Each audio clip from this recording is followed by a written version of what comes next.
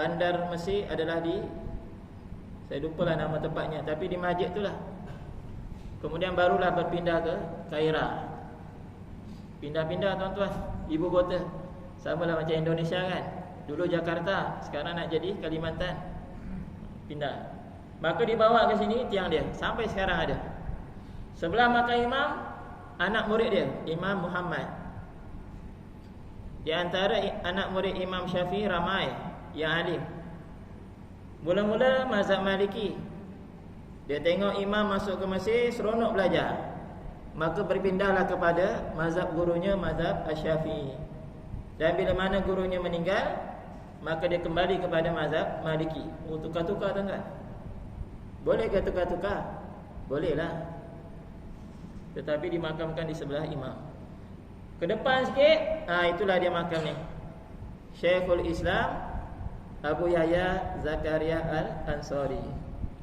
Kalau kita nak ziarah makam Imam Syafi'i, memang kita lalu makam ni dulu. Itulah. Memanglah kita katakan orang Mesir ni tak semuanya alim. Sama je dekat kubur. Setiap kali orang pergi kubur, dia akan masukkan duit RM1. Doa, ya Allah, berkatilah kehidupanku masa ni. Maksudnya taklah semua orang Arab ni alim, tak. Kalau dia ulama, barulah disebut sebagai alim. Baik. Baik, tuan-tuan yang dimuliakan Allah Subhanahu wa taala. Kemudian disebutkan di dalam syarah bagi Ar-Risalah kitab Imam Al-Qushairi. Tuan-tuan boleh Google, sama juga. Sekarang kan Google senang. Tuan-tuan Google Imam Al-Qushairi, Syekhul Islam Syekhul Azhar. Serban dia besar. Macam kita tengok kat Google, orang Arab kan serban besar. Macam kita Google gambar Sultan Al-Fatih kan besar. Ada orang bertanya kepada imam, maksudnya taklah selalu dia pakai serban besar kan? Kadang-kadang je. Macam kita lah, tak selalu kita pakai kopiah kan? Kadang-kadang kita pergi kedai Aceh tak pakai kopiah. Maksudnya ada majlis, dia akan pakai kopiah besar. Sebab ada orang tanya kepada Syekh, wahai Syekh, serban besar ni macam mana kita nak sujud? Orang tanya macam nak sujud. Kalau sujud confirm tak kena. Serbannya besar. Memang sungguh besar. Tuan-tuan boleh Google. Besar.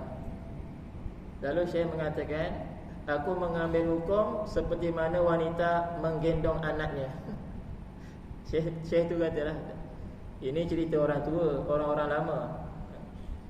Dia kata begitu. Kan orang kalau gendong anak, nak sujud kan letak kat tepi, kemudian angkat balik. Itu cara dia lah. Maksudnya nak sujud, letakkan serban, ambil serban. Leceh sikit lah. Kalau bagi kita leceh, baik buka je. Tapi bagi imam tak. Serban itu suatu kebanggaan.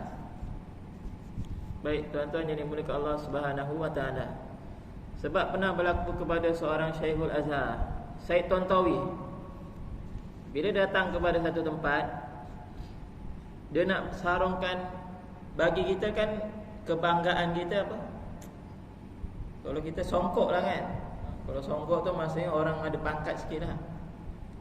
Biasa kita kalau tak ada songkok ni, kita biasa-biasa songkok lah. Kita kata songkok, tanjak lah. Ada orang nak berikan sesuatu kepada Syekh, boleh tak buka serban kamu, saya nak berikan sesuatu di atas kepala kamu. Dia kata tak, sesungguhnya ini adalah suatu kemuliaan. Sebab itulah ulama kita tengok setiap tempat serban dia lain. Ulama Mesir kan dia nipis sikit macam imam-imam. Tapi kalau mereka yang hufaz belajar di Syubra, dia macam ada tajam-tajam sikit, ada tali dia. Kalau orang belajar di Syria, dia buka sikit, kan? Macam apa Dr. Wahbah Zuhairi. Kalau orang belajar di Yaman, dia bertingkat-tingkat. Jadi maksudnya serban itu suatu kemuliaan. Adalah maksud dia. Baik. Apa yang dikatakan oleh imam? Ikhlas itu ada 3 pangkat, 3 kedudukan, 3 makam. Yang pertama ikhlas yang lebih tinggi. Yang kedua ikhlas pada pertengahan. Yang ketiga ikhlas yang lebih rendah. Baik, ikhlas yang lebih tinggi. Bila seseorang hamba mengerjakan amal ibadah semata-mata kerana menjunjung perintah Allah Subhanahu wa taala. Itu dia. Ini memang betul-betul ikhlas. Ikhlas itu kan kita melakukan sesuatu perkara semata-mata kerana Allah, tidak disertai dengan perkara yang lain. Memang kosong habis. Kalau dalam perbualan bahasa Arab, khalas tu kan, ikhlas itu kan daripada khalasa, cuma ditambah perkataan hamzah, ikhlas. Jadi khalasa tu khalas, orang Arab sebut khalas tu habis licin. Contoh kita nak pergi kedai, kita nak beli makanan dia, khalas, habis orang tepuk tangan, menunjukkan habis.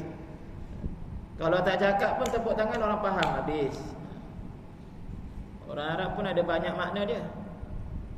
Contoh kalau kita nak suruh tunggu sekejap. Kalau kita tunggu je nak tunggu ya.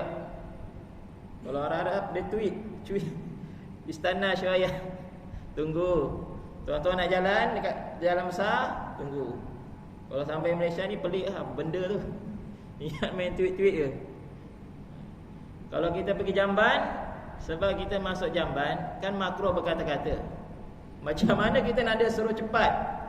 Arab tepuk tangan, suruh cepat. Maksudnya suruh cepat. Jadi ada makna dia.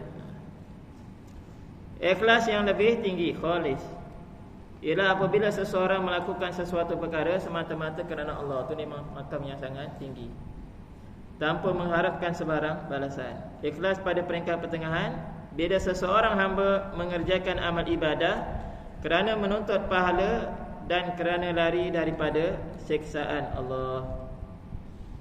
Baik. Yang kedua adalah peringkat bila mana seseorang itu dia nak dapatkan sesuatu, iaitu pahala.